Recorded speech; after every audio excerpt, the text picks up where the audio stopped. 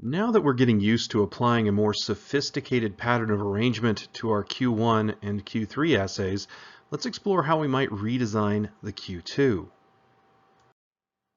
The Q2 rhetorical analysis essay task is a straightforward writing task. You can approach it the same way no matter what passage you get to analyze.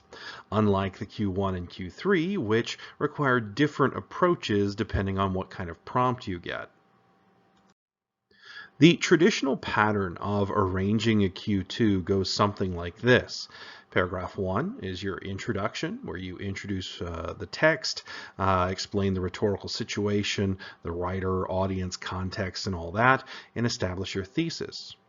Paragraphs 2, 3, and 4 act as your body paragraphs, with each paragraph identifying a different rhetorical choice that the writer makes, explaining the intended effects on the audience of this rhetorical choice and connecting that rhetorical choice back to the rhetorical situation. Paragraph 5 is your conclusion paragraph, which recaps the rhetorical choices that the writer makes and closes by remarking on the general effectiveness of the rhetoric. Once again, though, just like we saw in the Q1 and Q3, this pattern causes timing issues, especially with those body paragraphs. Each body paragraph has to identify a choice, give text evidence, explain the effects, and connect it to a situation under this traditional model. And doing all of those things 3 times over for 3 separate body paragraphs is difficult to do in just 40 minutes.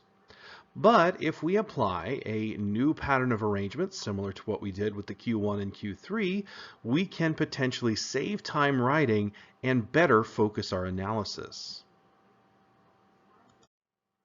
But before we continue, we first need to understand what a text analysis task actually is. There are 2 different ways to approach analyzing a text. The first is what we would call a traditional analysis, where we examine a single feature or closely related features of a text in depth to determine how that feature or those features create meaning within the text. That's a more macroscopic approach to analyzing a text, and we just call this a typical analysis. The other way we can analyze a text is through a method called explication. Explication involves examining every single significant feature of a text, usually line by line or sentence by sentence, to determine everything that contributes meaning to that text. This is a far more microscopic approach to text analysis. Explication, as you can imagine, takes a lot longer to do than a mere focused analysis. And really, explication tasks are best for analyzing poetry or short excerpts from fiction or drama. And honestly, the Q2 passage is short enough that you could definitely do a full explication of it. But it would take way more time than we have on the AP Lang exam, and it honestly isn't what the exam makers are expecting you to do. So instead, a focused, in-depth analysis of just one feature or a couple of related features, that's going to be much better suited to what the Q2 wants you to do. So with that in mind, here is our new pattern of arrangement for the Q2. It's going to look exactly like the patterns we've been dealing with. Paragraph 1, that's your engage the audience stage. Prime the audience in paragraph 2. Guide them through your analysis in paragraphs 3 and 4. Lead them to your conclusion at the beginning of paragraph 5. And then finally end paragraph 5, making the audience care. Let's go through each one of those paragraphs one by one to see how it specifically applies to the rhetorical analysis task. So paragraph 1 is going to be our standard introduction. It's not going to change a whole lot. The goal here we have to keep in mind is to engage the audience. So our hook here, we're going to hook with the exigence of the text, talk a little bit about what was going on at the time the writer created the text that inspired them to create it. Then we're going to get into the rest of the rhetorical situation, explain the writer, audience, subject, and context. We're still going to establish a thesis at the end of our introduction, although here in a moment I'll show you how that thesis is going to change just a little bit. And the introduction should still be 100 to 150 words. You never want to go over that on a 40-minute timed essay because you're really just wasting time not getting into the stuff that really matters for your score. Paragraph 2, here we're going to prime the audience. And what that's going to look like in our rhetorical analysis is we're going to spend this paragraph focusing on one major rhetorical obstacle that's inhibiting the writer from achieving that primary purpose. Okay, so we're going to use this paragraph to identify what that obstacle is, explain in detail where that obstacle comes from within the rhetorical situation, and finally explain how overcoming this obstacle is necessary to achieving the writer's purpose. By establishing one specific major rhetorical obstacle up front, it's going to help focus our analysis on just those rhetorical choices that work to overcome this obstacle. In all, this should be relatively short for a body paragraph, 100 to 150 words, though honestly you could probably get away with 75 to 100 words on something like this because, again, you're just explaining one specific rhetorical obstacle.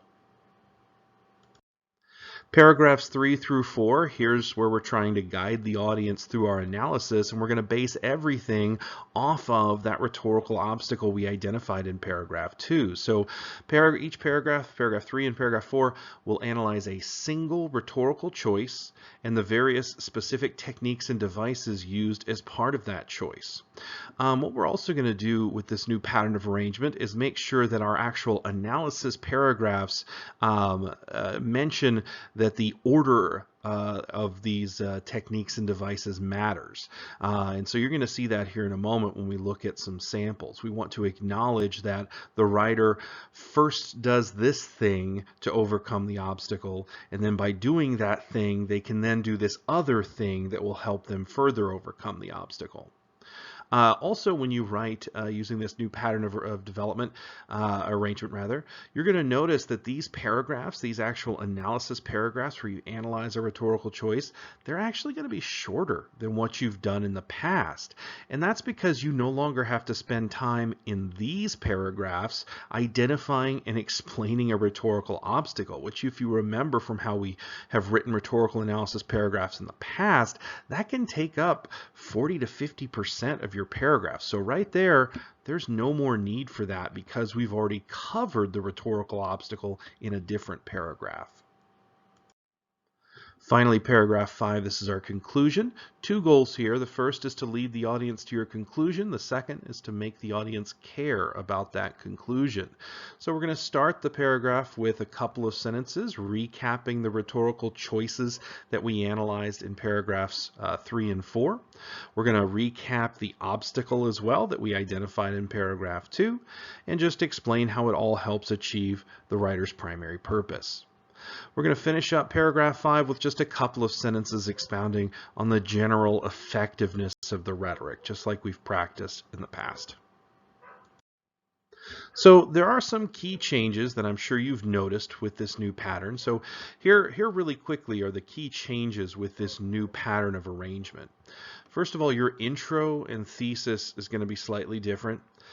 Your analysis paragraphs, there's only going to be 2 of them this time, and they're going to be focused rather than on particular rhetorical techniques. They're actually going to be focused on goals, specific rhetorical goals. We'll talk about that in a minute.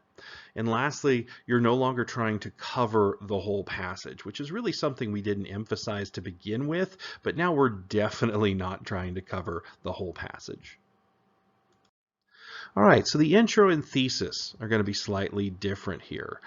You're still going to hook the audience by identifying and explaining the exigence. You're still going to transition from the exigence with a sentence that introduces the text as a response to the exigence. You're still explaining the rest of the rhetorical situation, the writer, the audience, the subject matter, the context. However, before you get to the thesis, you will then need to identify the primary primary purpose. This can be in a sentence by itself, or it can be included in a previous sentence. It really doesn't matter, but the purpose is no longer part of the thesis. Instead, your thesis is going to identify that primary obstacle that's inhibiting the writer from achieving their purpose, and then the two rhetorical goals, which we'll again go over what that means in a moment, two rhetorical goals that are pursued in order to overcome that obstacle. So, what do I mean by focusing the analysis paragraphs on goals? Because when we first learned how to write rhetorical analysis, I taught you guys to always lead off a rhetorical analysis paragraph by identifying a specific rhetorical technique, not a stylistic device, but a specific technique. Now we're doing this slightly differently and trying to conceptualize what the writer's doing based on goals they're trying to achieve. So, here's what I mean by that. The topic sentence for an analysis paragraph should not mention specific rhetorical techniques or devices. It should not mention appeals to pity or shame or confidence. It should not mention the writer's persona or different kinds of arguments. It still should definitely never mention stylistic devices like metaphor or different kinds of diction. Don't do that. Instead, your topic sentence should identify a general goal that the writer is trying to achieve in order to overcome the obstacle. This goal should still be focused on just one of the three means of persuasion. So the goal you identify could be to help the audience understand something. That's the realm of logos. To help them view the writer in a certain way. That's ethos. Or to help the audience feel a particular way about something. That's pathos. Lastly, I need to reiterate this, we're not trying to cover the whole passage, especially not with this new pattern of arrangement that is more focused. Remember, this is not an explication. We're not trying to go line by line or even paragraph by paragraph through the passage that we're given. Nowhere in the prompt does it say we have to do this. We don't have to analyze the whole passage. We can just analyze a significant portion of the passage, and that's enough.